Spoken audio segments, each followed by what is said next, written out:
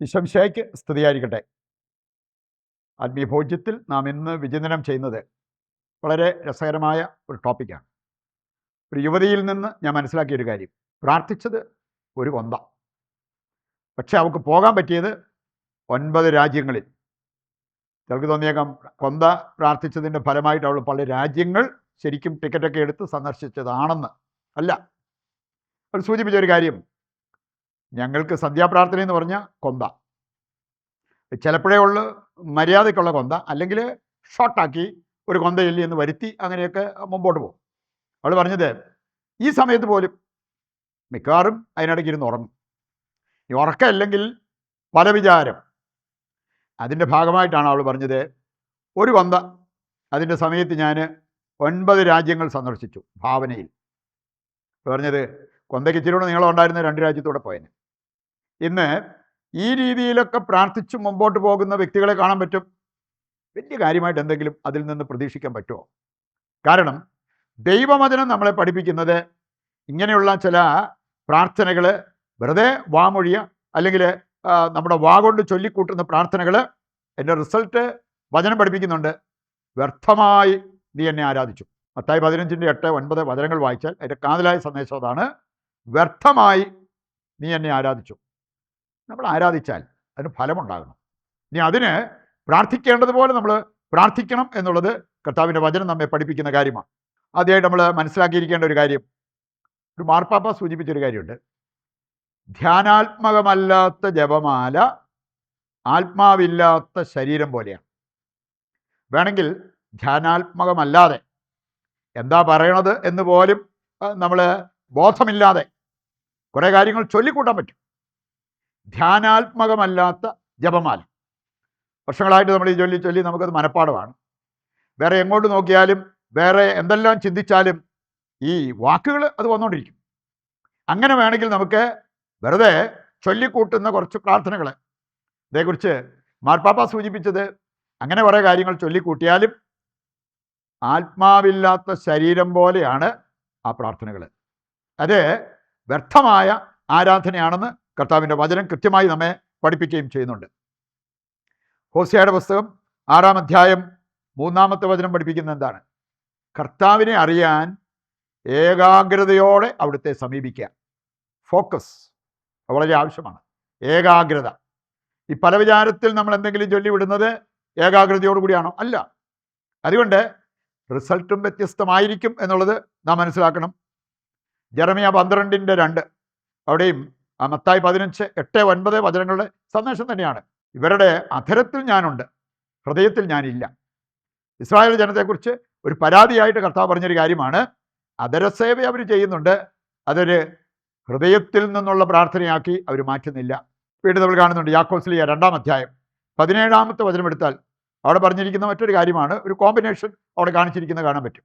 പ്രവൃത്തിയില്ലാത്ത വിശ്വാസം അതിൽ തന്നെ നിർജീവമാണ്, ധ്യാനാത്മകമല്ലാത്ത പ്രാർത്ഥന അതിൽ തന്നെ നിർജീവമാണ്.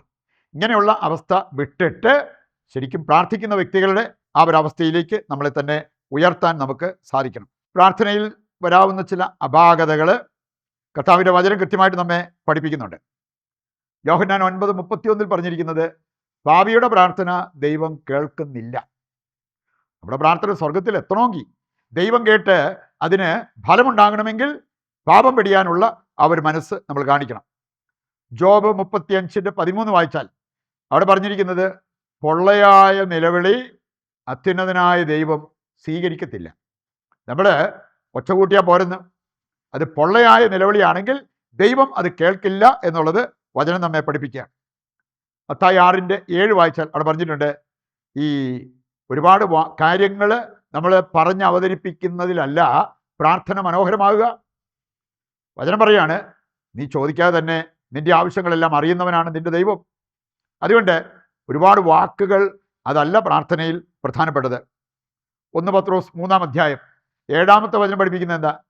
നീ ഒത്തിരിയേറെ പ്രാർത്ഥിച്ചാലും നിനക്ക് മറ്റുള്ളവരുമായിട്ടുള്ള ബന്ധം, പ്രത്യേകിച്ച് നിൻ്റെ കുടുംബാംഗങ്ങൾ മുറിഞ്ഞു കിടക്കുവാണോ, നീ പ്രാർത്ഥിച്ചിട്ട് വലിയ കാര്യമൊന്നുമില്ല. നിൻ്റെ പ്രാർത്ഥന തടസ്സപ്പെടും, നിൻ്റെ പ്രാർത്ഥന ഫലമണിയാതെ പോകും, ബന്ധങ്ങൾ കൂട്ടി യോജിപ്പിച്ചിട്ടില്ലെങ്കിൽ. യാക്കോബ് 4-ാം അധ്യായം 3-ാമത്തെ വചനം വായിച്ചാൽ, പ്രാർത്ഥിക്കുന്നവർ ഒരു കാര്യം ശ്രദ്ധിക്കണം, ദുരാശകളെ തൃപ്തിപ്പെടുത്താൻ വേണ്ടിയുള്ള നമ്മുടെ പ്രയത്നം അത് ശരിയല്ല. നീ ചിലപ്പോൾ പ്രാർത്ഥിച്ചിട്ട് അത് നടക്കാതെ പോകുന്നതിൻ്റെ ഒരു കാരണമായിട്ട് പറഞ്ഞിരിക്കുകയാണ്, നീ നിന്റെ ദുരാശകളെ തൃപ്തിപ്പെടുത്താൻ തിന്മയായത് ചോദിച്ചു. അതാണ് യാക്കോബ് 4:3 വചനത്തിൽ നമ്മൾ കാണുക. മറ്റൊരു കാര്യം, നമുക്ക് പ്രാർത്ഥന വർദ്ധിപ്പിക്കാൻ സാധിച്ചാൽ നമ്മുടെ ആകുലത കുറഞ്ഞുകൊണ്ടിരിക്കും. More prayer less worry, less prayer more worry. ഇത് നമ്മളൊക്കെ പ്രാർത്ഥിച്ചിട്ടുള്ളവർ അവരുടെ ജീവിതത്തിൽ അനുഭവിക്കുന്ന കാര്യമാണ്. നല്ല പ്രാർത്ഥനയുണ്ടെങ്കിൽ പ്രതികൂലങ്ങളുടെ നടുക്കിലും നമുക്ക് തളരാതെ പതറാതിരിക്കാൻ പറ്റും. പ്രാർത്ഥനയില്ലേ, നിസ്സാര കാര്യം മതി. ഒരുപാട് ആകുലത, ഉത്കണ്ഠ, അങ്ങനെയുള്ള കാര്യങ്ങൾ നമ്മളെ മഥിക്കുന്ന ആ ഒരു അവസ്ഥയിലേക്ക് നമ്മൾ പോയെന്ന് വരും. മത്തായി 5:25 മുതൽ വായിക്കുമ്പോൾ യേശു തന്നെ പഠിപ്പിച്ചൊരു കാര്യമാണ്, ഒരുപാട് ആകുലത നിനക്കുണ്ടെങ്കിൽ അത് സൂചിപ്പിക്കുന്നത് പിതാവായ ദൈവത്തെ നീ അറിഞ്ഞിട്ടില്ല. പിതാവിനെ അറിഞ്ഞവരെ പോലെ ജീവിക്കുന്ന പ്രാർത്ഥനയുള്ളവർക്ക് ഈ ഒരു ആകുലത ഉണ്ടാകില്ല എന്നുള്ളത് യേശു തന്നെ പഠിപ്പിച്ച ഒരു കാര്യമാണ്. ഉൽപ്പത്തി 29:20 വായിച്ചാൽ, ദൈവത്തോടുള്ള സ്നേഹം വർദ്ധിക്കുകയും പ്രാർത്ഥനയിൽ നമ്മൾ ശരണപ്പെടുകയും ചെയ്യുന്നെങ്കിൽ നമുക്ക് നമ്മുടെ ജീവിതത്തിൽ നമ്മുടെ അധ്വാനമോ ഏറ്റെടുക്കേണ്ടി വരുന്ന സഹനമോ ഭാരമായി തോന്നത്തില്ല. കർത്താവിൻ്റെ കൽപ്പനകൾ അനുസരിക്കുന്നത് പോലും ഒരു ഭാരമായിട്ട് തോന്നില്ല എന്നുള്ളത് ഈശോയുടെ വചനം നമ്മെ ഓർമ്മിപ്പിക്കുകയാണ്. അവസാനമായിട്ട് നമ്മൾ ചിന്തിക്കുന്നത് നല്ല പ്രാർത്ഥനയ്ക്ക് ആവശ്യമായ ചില കാര്യങ്ങൾ. പ്രാർത്ഥനയ്ക്ക് അടിസ്ഥാനം എന്ന് പറയുന്നത് എളിമ. പ്രഭാഷകൻ 35:21 അടുത്താൽ അവിടെ പറഞ്ഞിട്ടുണ്ട്, വിനീതൻ്റെ പ്രാർത്ഥന മേഘങ്ങൾ തുളച്ച് സ്വർഗത്തിലെത്തും. വിനീതൻ്റെ പ്രാർത്ഥന. അഹങ്കാരിയുടെ പ്രാർത്ഥനയ്ക്ക് ആ ഒരു ഫലം ഉണ്ടായിന്ന് വരില്ല. പ്രാർത്ഥനയ്ക്ക് അനിവാര്യമായിട്ടുള്ളൊരു കാര്യം, മസ്റ്റായിട്ടുള്ളൊരു കാര്യം എന്ന് പറയുന്നത് ഹൃദയ സാന്നിധ്യം.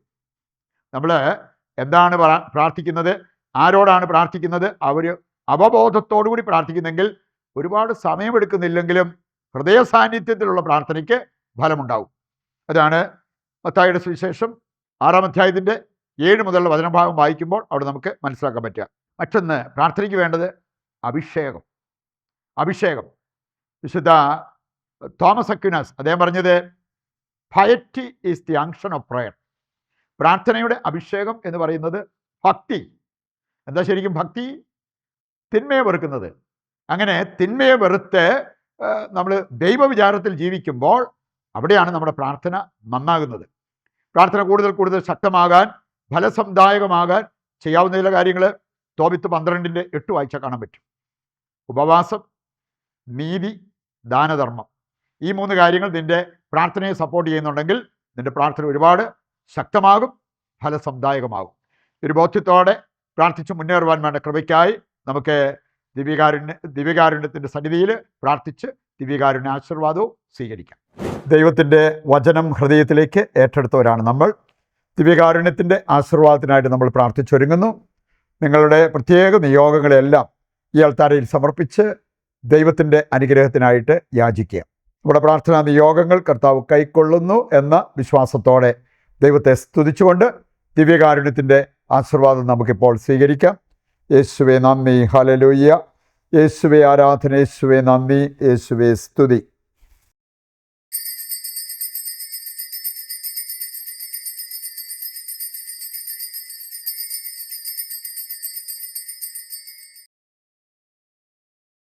ഈശോ മിശിഹായ്ക്ക് സ്തുതിയായിരിക്കട്ടെ. മറ്റൊരു എപ്പിസോഡുമായി നാളെ വീണ്ടും നമുക്ക് ഒന്നിക്കാം. ദൈവം നിങ്ങളെ സമൃദ്ധമായി അനുഗ്രഹിക്കട്ടെ.